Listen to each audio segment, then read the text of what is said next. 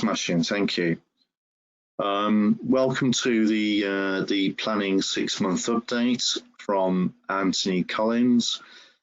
Can I firstly introduce Rachel Sutcliffe, trainee solicitor with the local government team at the moment, and doing a hell of a lot of planning work as well at the moment. Can I also introduce myself, senior associate in the local government team. I lead on planning law at Anthony Collins. Recent experience has been being the legal advisor to two virtual planning committees, and also providing procedural advice in relation to consultation for a local plan during the COVID times. So we have been providing a lot of support to local authorities and also advising private clients and RPs as to the changes which have been made during these strange times. Perhaps we can move on now. We're dealing firstly with changes in policy, which I will deal with, and then Rachel will deal with a case law update. So if we move on now to the policy changes. So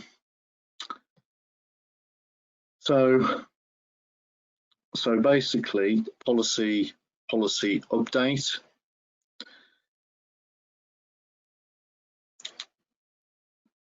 In March 2020, the Planning Inspectorate updated its procedural guide for planning appeals. The amendment was made to Annex P following recent legal advice that cost decisions are not correctable under the slip rule. So you can actually see where you can find the updated procedural guide for this particular point. Under Section 56 of the Planning and Compulsory Purchase Act 2004, the Planning Inspectorate may correct certain types of errors within their decision notices if they consider it to be in the public interest to do so. This is known as the slip rule. In the updated procedural guide, when listing types of decisions, a correction notice can be issued in relation to costs, but costs are actually excluded. So that's an important change.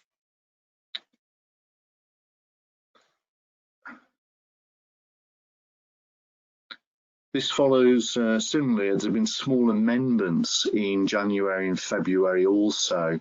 For example, in January the guide was updated, so you can see the changes on the 27th of January 2020. The 11th of February 2020, Annex Annex N updated following the revocation of Regulation 123 of the Still Regulations 2010, and on the 11th of March, Annex P amended following recent legal advice that the cost decisions are not correctable under the slip rule. In response to COVID-19, the Ministry of Housing, Communities and Local Government has published a new paragraph 107 in the Planning Practice Guidance on Neighbourhood Planning. The new paragraph sets out how neighbourhood planning activities should be carried out in light of COVID-19. You'll be able to see the links there on the slide. Paragraph 107 sets out that all neighbourhood planning referendums that have been recently cancelled or are scheduled to take place between the 16th of March 2020 and the 5th of March 2021 are postponed in line with the local government and Police and Crime Commissioner Coronavirus, the Postponement of Elections and Referendums England and Wales Regulations 2020. And these are in place until the 6th of May 2021. Those must be the longest set of regulations that I've ever read. With regard to decision making, the paragraph sets out that where the local planning authority has issued a decision statement as set out in regulation 18 of the Neighbourhood Planning General Regulations 2020, detailing its intention to send a neighbourhood plan to referendum, the plan can be given significant weight in decision making so far as the plan is material to the application.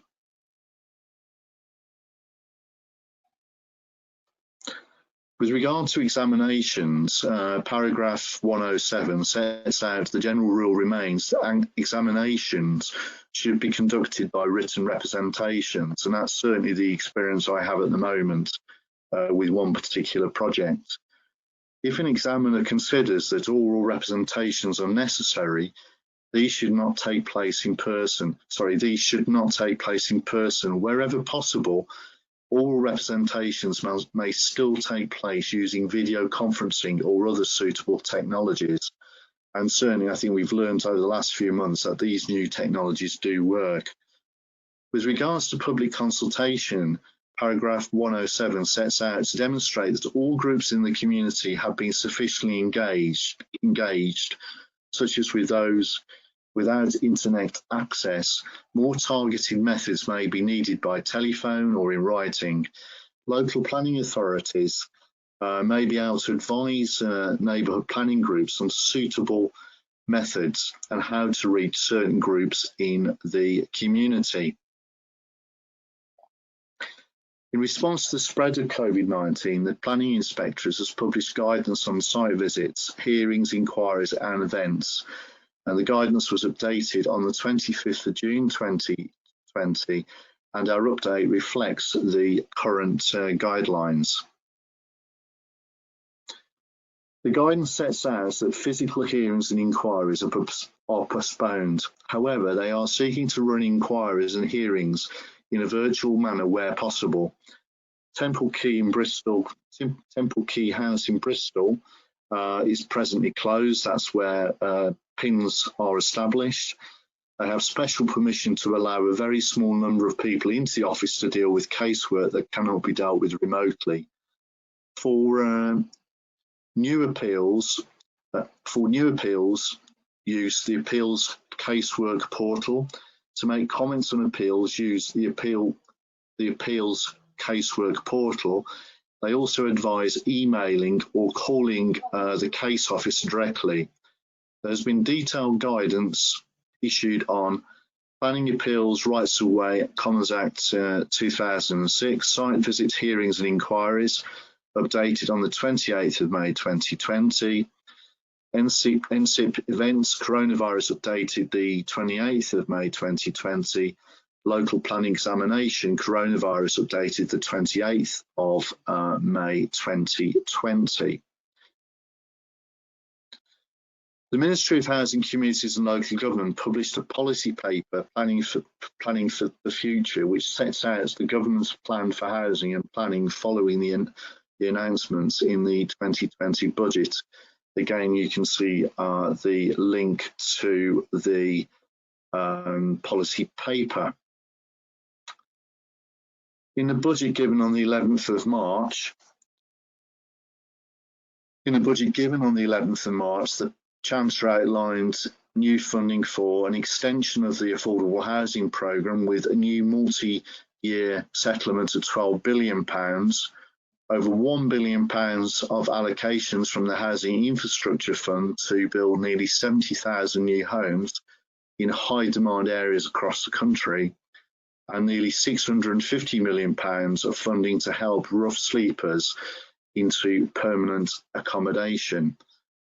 In the paper, the government sets out how it proposes to rebuild a home owning Britain and ensure security for those people who do not own their own homes.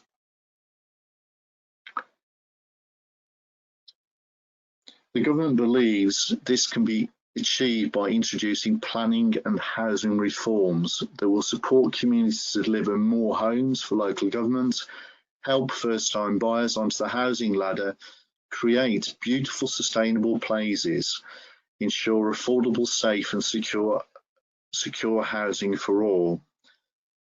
In the report, each of the bullet points are examined in more detail. The report states that in the spring, the government will publish an ambitious white paper, which I think we're awaiting at the moment, which offers creative solutions to establish a planning system that works for the next century.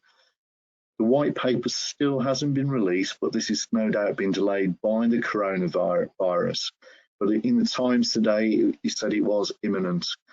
But it will actually be interesting to see what in the end is actually included.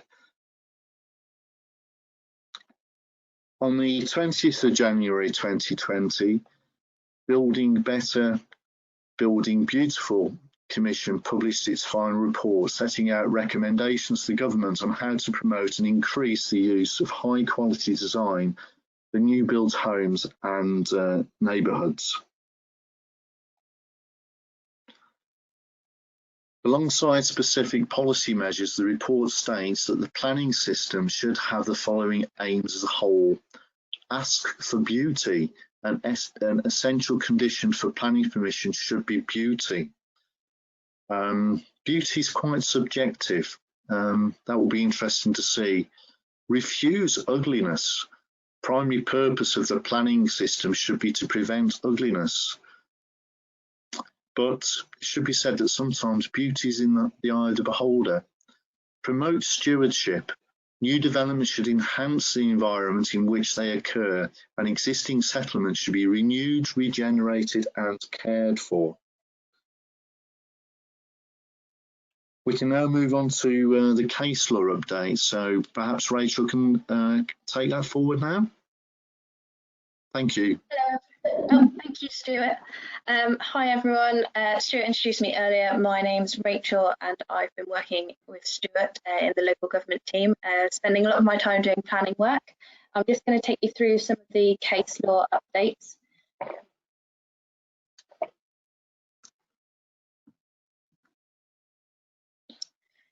So in this case, which I won't read out all of the numbers, but the references on the screen, from the 19th of March 2020, it was established that the need to refer to specific affordable tenure in application for permission in principle. So the planning inspectorate refused an application for permission in principle for new houses, as the description of the development did not refer to the specific affordable tenure of the proposed dwellings. In this case, the appellant had stated in his supporting statement that the proposed dwellings would be affordable housing for rent in accordance with development plan policy as a rural exception site. However, the inspector pointed out that the permission in principle process was limited in scope and that the conditions and legal agreements could not be used at this stage to control development and secure specific tenure. The inspector therefore had to assess the scheme at face value as being for unrestricted market housing. The proposed development therefore failed the rural exception policy test, and in the absence of a housing land supply shortfall, the benefits of additional housing were limited. The appeal was dismissed. Moving on to the next case, again, the reference is on the screen from the 9th of March 2020. The main principle to come out of that case was that prior approval must be obtained before development commences.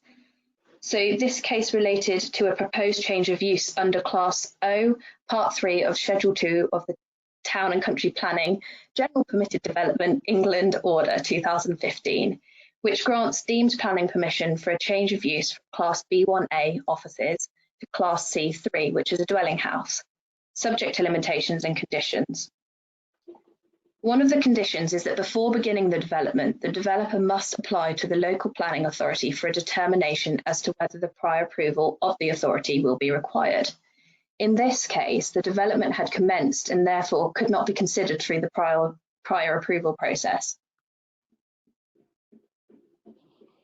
The inspector considered that a Class 3 dwelling use was in operation and that a change of use from Class B1A office had already occurred. As a result, the proposal did not meet the permitted development conditions set out in Class O and could not be considered through the prior approval process. As mentioned earlier, the appeal was dismissed. In the case of Gluck v Secretary of State for Housing, Communities and Local Government and another, which was in 2020 again, the High Court considered the interpretation of the procedural provisions governing the prior approval regime for permitted development rights, in particular, the operation of the time periods for the determination of prior approval applications by a local planning authority. The High Court determined that the Town and Country Planning General Permitted Development England Order 2015 allows for the time limit set out in it to be extended by agreement of the applicant and the authority in writing. Holgate J agreed with the inspector and held that the 2015 order provides for time periods to be extended by agreement of the applicant and authority. Article 7 and Schedule 2 have to be read together. Therefore, any of the prior approval time periods specified either in Schedule 2 or Article 7 of the 2015 order was capable of being extended by agreement. The decision in the case of R on the application of Warren Farm, Wokingham, against Wokingham Borough Council, the reference on the screen, should not be followed. In the case referenced on the screen from 20th of January 2020, the main point to come out of that case is what to look at when considering if building is required for an incidental purpose. The appeal concerned an enforcement notice regarding the construction of a building in the garden of a dwelling house without planning permission. The footprint of the building exceeded the overall floor area of the main dwelling and included, among other things, a gym, a bar, a shower room and a games room. The appellant argued that development was permitted by virtue of Class E, Part 1 of Schedule 2 to the Town and Country Planning General Permitted Development Order. This related to incidental purpose. The inspectorate stated that when considering whether a building is required for an incidental purpose, it was necessary to consider the purpose for the building and its incidental quality in relation to the enjoyment of the dwelling, whether the building is genuinely and reasonably required in order to accommodate the use or activities and consequently achieves that purpose. It is necessary to apply objective reasonableness in consideration of all of the relevant facts and circumstances. Size alone is not a determining factor. So that ends our very quick case law update over the last 6 months. Thank you for listening to our webinar today. And if you have any questions, please do contact us on the contact details on screen now. Thank you.